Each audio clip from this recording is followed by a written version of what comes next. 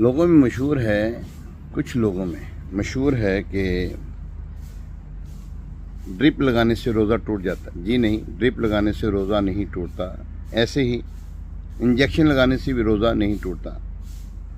इनमें कुछ उलमा कराम का इख्तिलाफ पाया जाता है। कुछ उलमा कराम कहते हैं रोज़े की हालत में इंजेक्शन लगाने से रोज़ा टूट जाता है और उनके पास मजबूत दलाइल हैं इसके, तो उस बिना पर उसका रोज़ा नहीं होगा।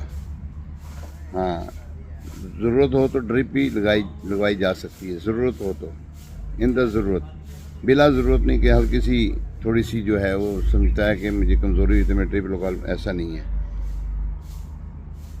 कुछ लोगों का ख्याल है कि जनाब जब तक अज़ान होती रहे और खाना पीना जारी रखे, ऐसा नहीं है।